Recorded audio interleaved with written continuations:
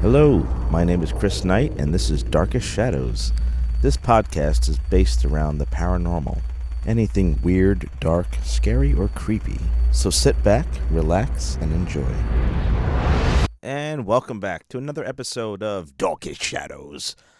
I am Chris Knight, and I will be your host. Today's show is titled Deke Richards' UFO Incident. Now, this incident happened in 1982 when Deke Richards was in the U.S. Army. He was stationed in Germany, and he was involved in this UFO crash. And he used to drive a wrecker, or kind of like a big tow truck.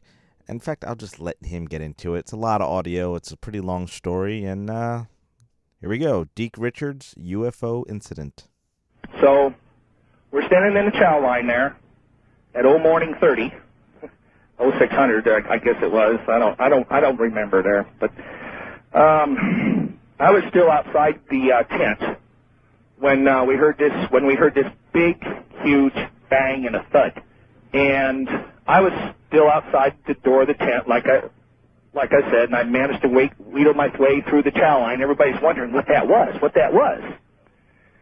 So I'm sitting down. I'm just about ready to dig into that wonderful Army SOS when the first sergeant came up to me and he says, "We got to go see the CO now." Well, obviously, when the first sergeant tells you to jump, you jump. So I went. And inside, when we got into the CO's tent, now you understand, we were out in the field, so everything was in a tent. And so I went into the CO's tent, and he's on the phone with these people. I had no idea who he was on the phone there with. CO hung up the phone, and he told me to go get my wrecker ready and stand by. So I went out and I fired it all up and checked everything out and made sure everything was okay. So then the 48th maintenance wrecker's coming right up by me, and his name was Mike. So Mike and I were standing out there, we were wondering what's going on, and I says, did you get any word? No, I just told here, stand here and wait. So two Jeeps come up and a deuce and a half come up, and then a het pulling a D7 bulldozer from the 293rd Engineers. And so then two helicopters fly in. Now, from this time to this time now, it's probably about an hour and a half, because it's not too far past chow, okay? And there are people jumping off that helicopter in Army fatigues. Now, at that time, we didn't have the BDUs, okay? We still had the regular straight-style fatigues. But the weird thing about these people is that they had no insignia, no U.S. Army, no U.S. Air, nothing on their suits at all, no military insignia at all. And the officer that was in the first helicopter, he comes over to us and he says, "Follow us, gentlemen." He gets into the Jeep and we're trekking across the field. And because we had the het with us, you know, which is a heavy equipment transport, at that time it was an M920 was the nomenclature. And, you know, that can only travel 15 to 20 miles an hour when it's going cross-country, okay?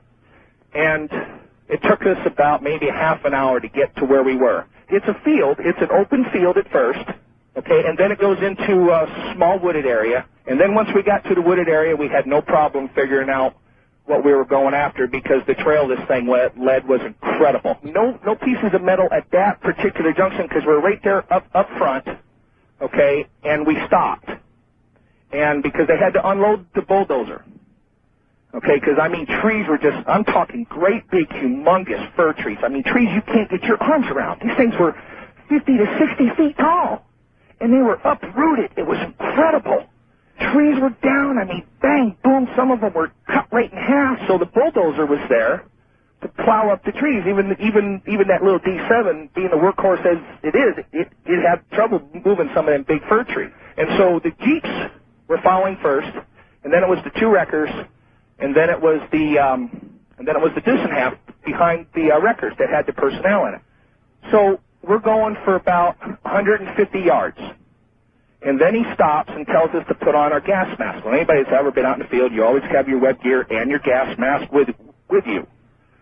And so we had to put our gas mask on. So we drove up another 20 yards, and then he made the dismount signal, and we all dismounted, got out of the wrecker and everything else.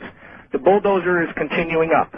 Now, at this point, the only thing that we could see was this huge shiny thing sticking out of the ground. Okay, I personally call it looked like stainless steel. When they put it on the flatbed, they had to bring in a special flatbed because of the length. It was a 60-foot flatbed. Okay, what they do, the Army's got these stretch flatbeds, and so the width of this thing was about 60 feet wide. After we got it out of the ground, I like to call it an oval triangle, because you take a triangle and just round off the edges, and that's what you had. And the nose of this thing was buried straight down into the dirt. It dug a trench.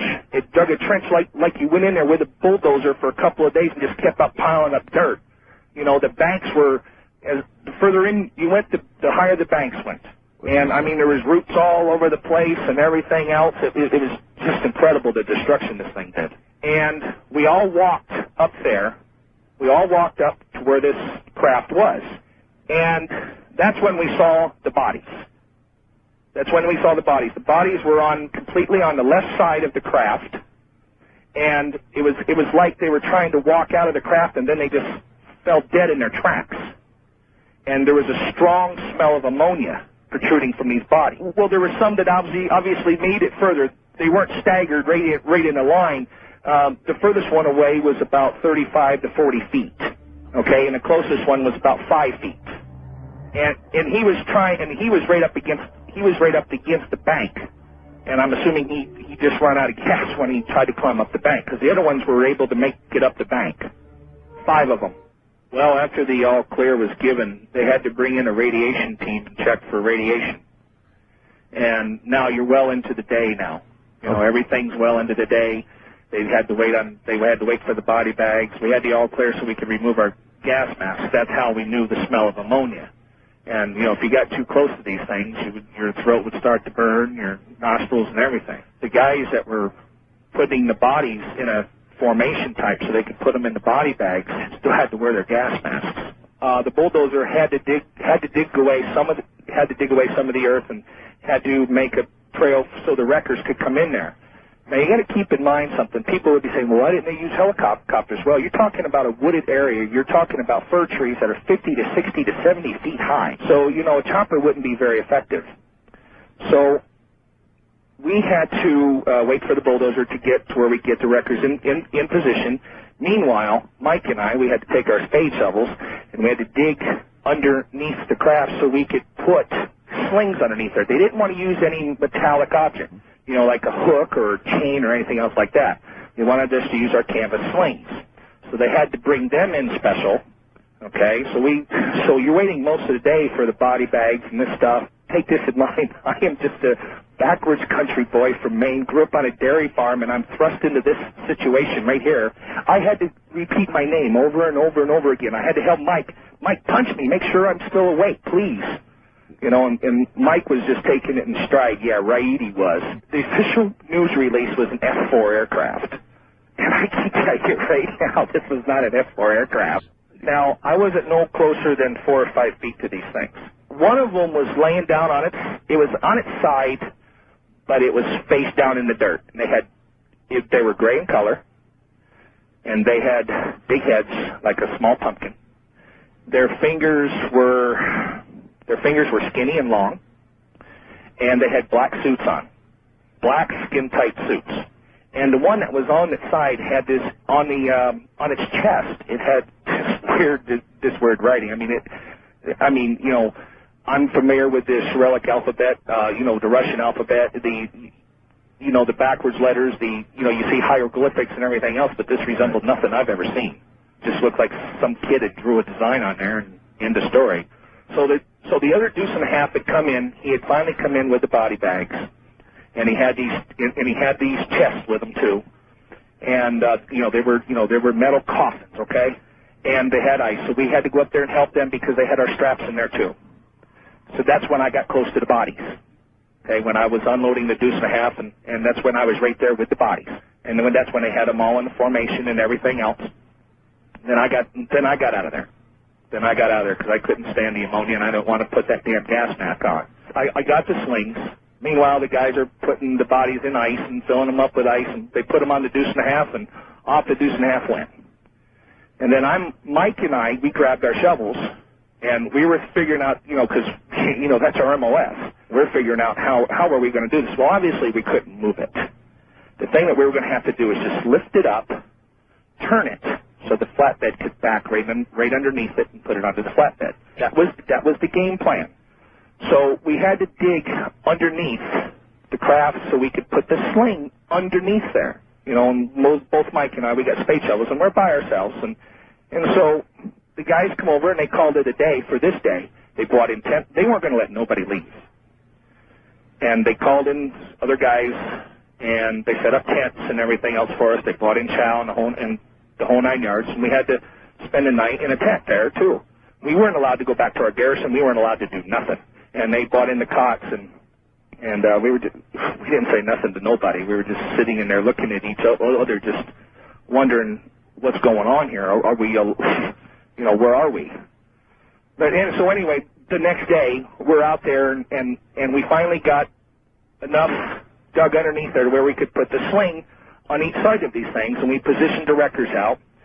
One nice thing about the 5-ton wrecker, it's very, very versatile. It's got many, many purposes, many uses. And by using boom supports and everything else, you drastically increase the capacity. Now, the left side, when you're looking at it from behind, the left side, which is the same place where the people came out. You can call them extraterrestrials. I just call them people. And anyway, there were these I'd say about 5-inch in diameter tubes coming out of the side because there was a gash in there. And I'm just assuming, my own personal assumption, that this happened when it hit them big fir trees. It went down into the dirt, obviously, but the part that was showing was about 20 feet. The beams didn't come out of the gash. Beams come out of the door. I'm just assuming that the trees caused it. Well, you literally had to lay down on the ground. My ear had to touch the dirt to look up inside. And all I could see from where I was, from my vantage point, because most of the gas was down inside the dirt, but the tubes were coming out of the dirt, out of the craft, and it had this green ooze coming out of them, and it wasn't gushing out of there like a fire hose. It was just dripping out of there. It didn't smell, but it was very luminescent at night. You could see the trail of it coming back in from about 150 yards out there. You could just see where it had touched one of the trees, and it was dripping off one of the trees. So the tubes were out there, and I mean, they weren't in any kind of order or anything like that. They were all over the place. They were all over the place. But what I could see from up inside, now personally with my mechanical background and my knowledge of mechanics, I personally thought that this was the engine room. And what you could see up inside there was this great big, humongous, it was dark inside there, and I didn't shine my flashlight up underneath there because I was in cramped quarters, okay, because my ear was right down into the dirt when I'm taking one eye and being able to look up inside this. But what I could see, it was huge. Some kind of machinery. That's what I'm saying, is that there was some kind of machinery in there. I'm lost for my vocabulary again. No grinding gears or anything like that, but it was just, it looked like just an engine room. Just an engine room with a face on, with a face on it, okay? What I'm talking about a face, about a bulkhead maybe. There you go, a bulkhead. And then at the edge of the bulkhead there was this machinery, okay? And it was like I've never seen nothing like this before in my whole entire life. I mean, it didn't resemble a 454 Chevy. Meanwhile, while we're out there, you got guys with brooms on top of this thing trying to dig off the dirt. And one thing I didn't mention before, too, is that whenever you hit this thing with a shovel, I mean, just because I did that a couple of times, it would have a nick in it. Then after you bring the shovel back down, the nick would be gone. The nick would be totally gone. I mean, there wasn't a scratch on this thing, except for the gash that was on the side where the tubes were coming out. About the last 80 to 50 yards or so, there was debris from the first or second tree. That's why I'm assuming that the gash happened because of the trees, because if you know anything about fir trees, they're going to stand there. One of the government gurus was out there instructing them to pick up every little piece, no matter how minute, how many little pieces, and they had little trash bags to put them in. I mean, to say the least. And they had probably 20 guys out there. It looked like they had a whole platoon out there picking up these little bitty pieces and putting them into these bags. And he said, no pieces on left. And So anyway, Mike and I, we got the craft up and we had to spin it around. So one of us had to drop our wrecker. One of us had to drop our end after we got it out of the dirt and after they got all the dirt off of it and everything else. And I had to take my wrecker around with the sling still hooked up, and I spun it around. Mike came around with his boom, and then he lifted it up, and so we're sitting there, and then the flatbed backed right underneath it. And then we dropped it right down onto the flatbed, and it took them at least 2 hours to tarp this thing because it was definitely oversized for the flatbed.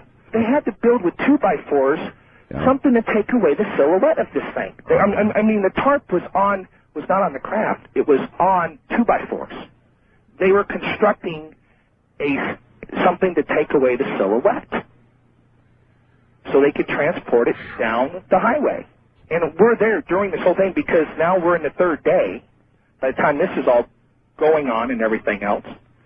And they were waiting for darkness to take that thing out of there. I mean, they took it out into the field, and they had an MP perimeter around this whole area.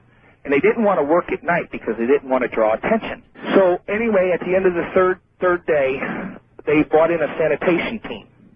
Okay, now these were, I'm assuming they're government gurus too. These guys are specialists. You know, they brought this all in. They got 2 bulldozers in there now. They're covering in the hole. They're taking the trees away. I mean, they cut them up, you know, with chainsaws. They're taking the trees away in dump trucks. I mean, they're just sanitizing this whole area. One was a full bird colonel. He was directing the matter, and he was in and out. He was in and out. They were taking pictures and everything. Everybody was rounded up. We had to drive back to the garrison area. We weren't allowed to speak to anybody.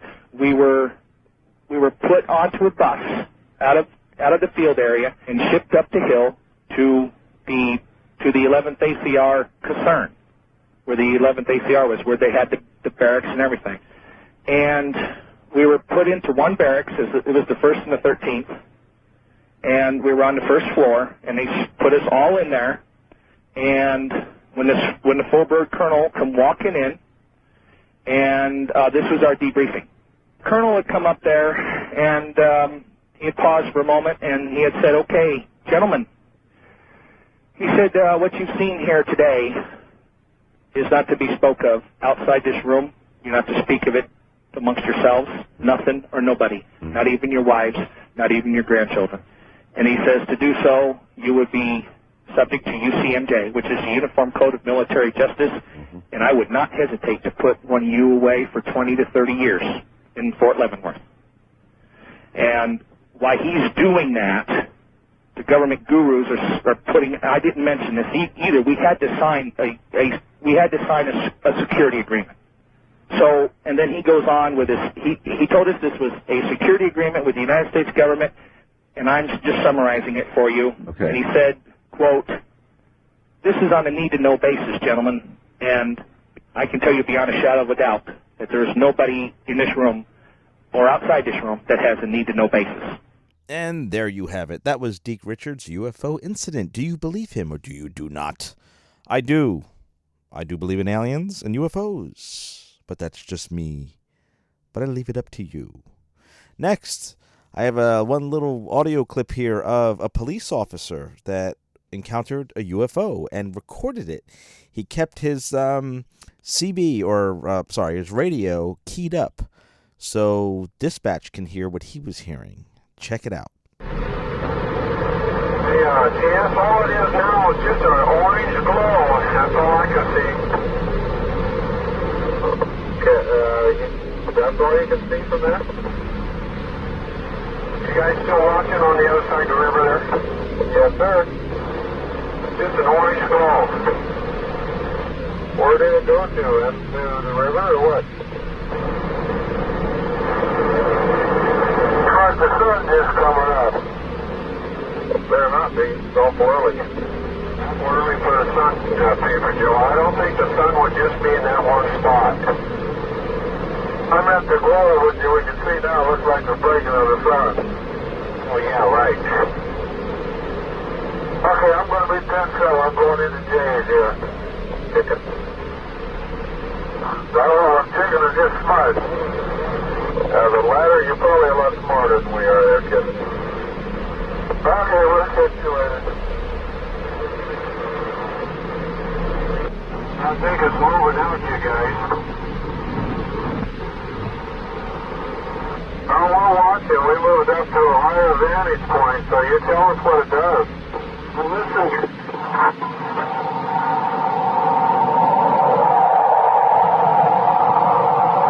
Sounds like it's revving up its engines.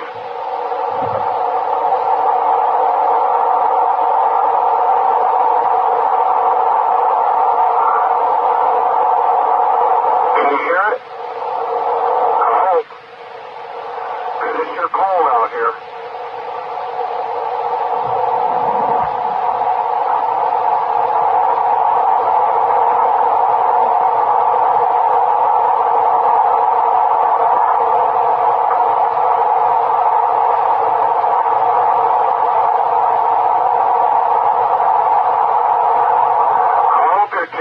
Taping this, you guys. Yes, we are.